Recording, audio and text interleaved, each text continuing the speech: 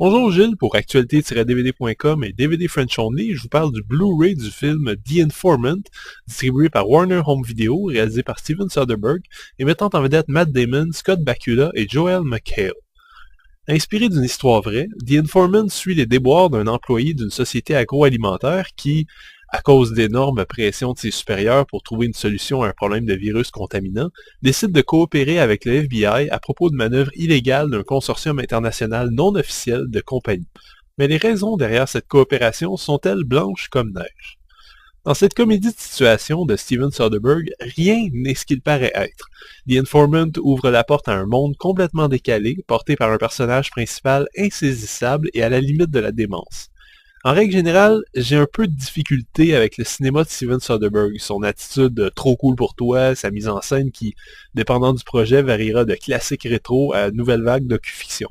C'est un cinéaste très cérébral, dont les films sont souvent d'une rigueur et d'une froideur clinique, même ses comédies, je trouve, sont pas particulièrement drôles, comme Ocean's 11, qui m'avait solidement ennuyé.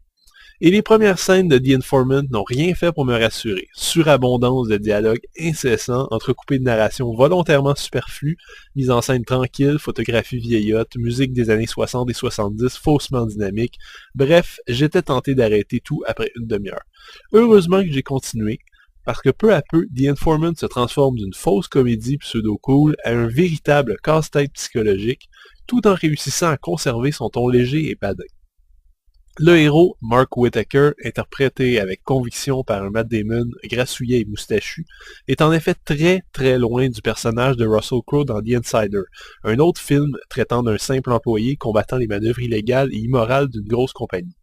Mais là où le film de Michael Mann dressait un portrait réaliste, angoissant et sérieux de ce combat entre David et Goliath, celui de Steven Soderbergh tourne en ridicule toute la situation. Il faut dire que les nombreux revirements de situation, la plupart dus à l'attitude et au comportement excentrique et parfois incompréhensible de Mark Whittaker, ont effectivement tendance à transformer cette histoire vraie en farce énorme.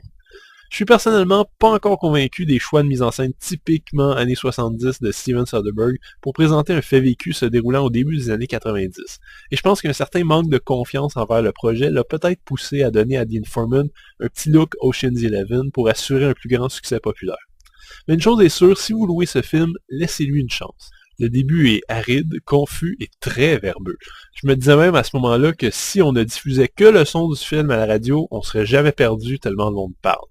Mais vous devriez être récompensé rapidement par une série de situations et de révélations parfois hilarantes.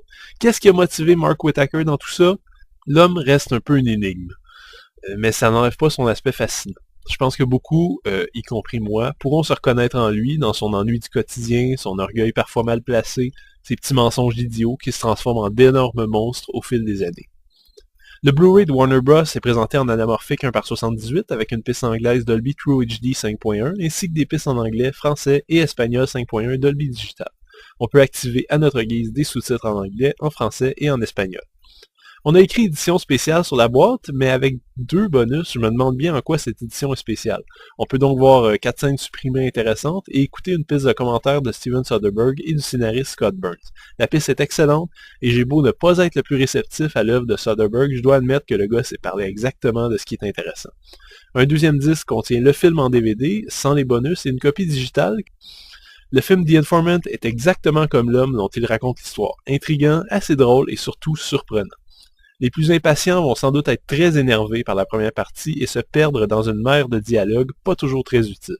Mais ça permet finalement au film de surprendre davantage le spectateur lorsque les révélations tombent les unes après les autres. J'ai dit que Steven Soderbergh était quelqu'un de très cérébral et The Informant en est un autre exemple probant. Un très joli casse-tête cinématographique, exigeant mais gratifiant. C'était Gilles, merci, bon visionnement.